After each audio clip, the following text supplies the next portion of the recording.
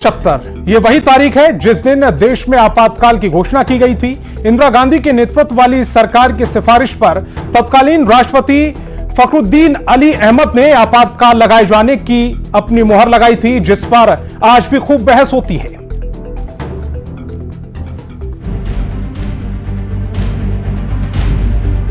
Emergency की वो काली रात, रेडियो पर गूंजी थी इंदिरा गांधी की आवाज। इमरजेंसी की वो कहानी। 25 जून 1975 की सुबह और दिनों की तरह ही था, लेकिन किसी को नहीं पता था कि शाम होते होते सियासत का पारा और गर्म हो जाएगा और एक ऐसे इतिहास को लिखा जाएगा जिसे याद कर लोग सिहर जाएंगे।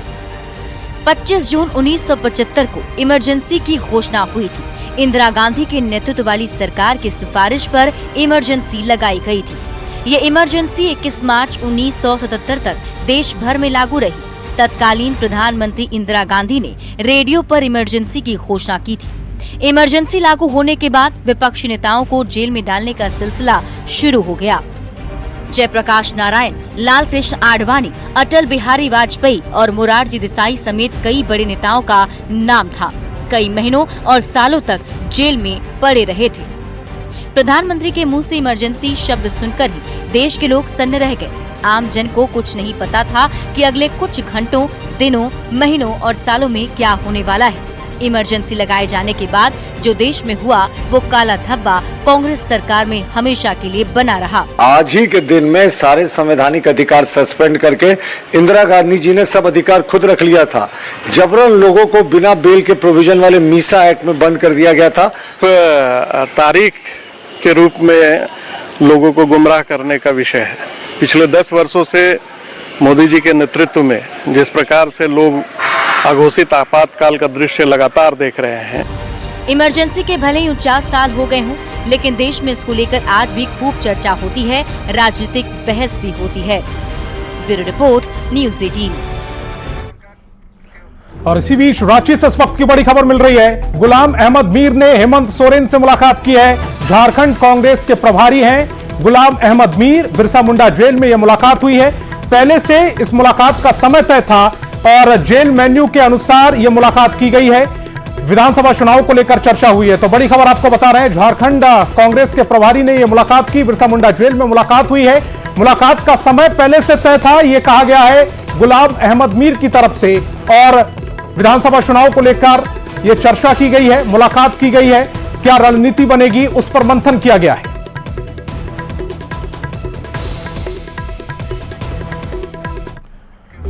और देश पर थोपे गए आपातकाल के 49 साल पूरे हो गए हैं। लोकतंत्र पर पोती गई कालिख को याद कर आज भी दिल सिहर उठता है। लेकिन क्या आप जानते हैं कि करीब 5 दशक पहले आज के मौजूदा प्रधानमंत्री नरेंद्र मोदी तब क्या कर रहे थे, किस भूमिका को निभा रहे थे?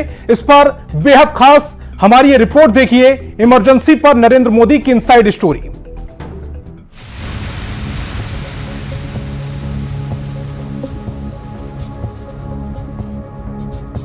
सरदार के वेश में एक युवा, पगड़ी बांधे, चश्मा लगाए एक सिख नौजवान।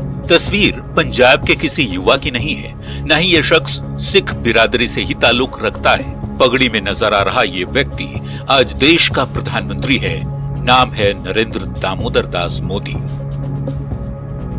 आखिर क्यों नरेंद्र मोदी की ये पुरानी तस्वीर सिख के वेश में दिख रही है? तो इसके पीछे छिपी है आज से ठीक 49 साल पहले की वो कहानी जो भारतीय लोकतंत्र के इतिहास में काला अध्याय के रूप में जानी जाती है। आपातकाल, इमरजेंसी, जिसे तत्कालीन प्रधानमंत्री इंदिरा गांधी ने 25 जून 1975 को देश भर में लागू किया था। करीब 21 महीने तक चले इमरजेंसी का ये वो दौर था जिसने शासन और लोकतांत्रिक मूल्यों को हिलाकर रख दिया था। विरोध की हर आवाज दबा दी गई थी और मीडिया के पर कतर दिए गए थे। आपातकाल में चुनाव स्थगित हो गए, नागरिक अधिकारों को खत्म कर दिया गया, राजनीतिक विरोधी जेल भेज दिए गए, मीडिया पर पाबंदी लगा दी गई, फिल्मों पर सेंसर की कैंची तक चलाई गई। तब नरेंद्र मोदी की उम्र 25 साल के आसपास रही होगी। वे गुजरात में राष्ट्रीय स्वयंसेवक संघ के युवा प्रचारक के तौर पर उभर रहे थे। देश पर थोपी गई इमरजेंसी के फैसले ने इस युवा को इस कदर झकझोर दिया कि नरेंद्र मोदी ने कठोर कानूनों के खिलाफ भूमिगत आंदोलन को बेहद प्रभावी तरीके से अंजाम तक पहुंचाने की कसम खा ली थी।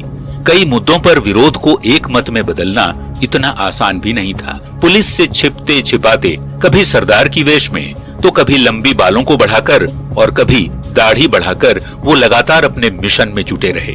पुलिस हिरासत से बाहर रहकर विपक्षी नेताओं के साथ समन्वय बनाने की नरेंद्र मोदी की हर तरफ चर्चा होने लगी। आपातकाल के दौरान मोदी ने संघर्ष मां गुजरात नाम की एक किताब भी लिखी, वो भी महज 23 दिनों में अपनी याददाश्त की बदौलत। आरएसएस चाहता था कि उसके सबसे सक्रिय और प्रभावी कार्यकर्ता जेल से बाहर और रडार के नीचे रहकर भूमिगत बने रहें। आपातकाल के 21 महीनों के दौरान गुजरात का शायद ही कोई इलाका ऐसा था जहां मोदी न गए हों। मोदी जनता को उनके अधिकारों और सरकार की ज्यादतियों के बारे में न सिर्फ सूचित करते रहे, बल्कि सहयोगियों के साथ हिरासत में लिए गए कार्यकर्ताओं के परिवारों के लिए भी वित्तीय सहायता पहुंचाई। अपनी यादों को नरेंद्र मोदी की इस कविता से समझिए। जब कर्तव्य ने पुकारा तो कदम कदम बढ़ गए, जब गूंज उठा नारा भारत मां की जय, तब जीवन का मोह छोड़ प्राण पुष्प चढ़ गए, कदम कदम बढ़ गए। 49 साल बाद इमरजेंसी के उस कठोर दौर को याद कर प्रधानमंत्री मोदी यूं ही नहीं कह रहे कि देश पर थोपा गया इमरजेंसी भारतीय लोकतंत्र के इतिहास में काला धब्बा था। कल 25 जून को भारत के लोकतंत्र में जो काला धब्बा लगा था, उसके 50 वर्ष हो रहे हैं। भारत की नई पीढ़ी इस बात को कभी नहीं भूलेगी कि भारत के संविधान को पूरी तरह नकार दिया गया था, देश को जेल खाना बना दिया गया था, लोकतंत्र को पूरी तरह दबोच दिया गया था। आपातकाल के 49 साल पूरे हो गए। देश इमरजेंसी को डेमोक्रेसी के चेहरे पर कालिख के तौर पर ही देखता है। आज की सच्चाई ये है कि भारत दुनिया को स्वस्थ लोकतंत्र का उदाहरण पेश कर रहा है। दुनिया की 5वीं से तीसरी बड़ी अर्थव्यवस्था बनने की ओर कदम बढ़ा चुका है और विकसित देशों की आंखों में आंखें डालकर बातें करता है, जो बताने के लिए काफी है कि भारत आज किस ऊंचाई पर पहुंच चुका है। Bureau report, news 18। और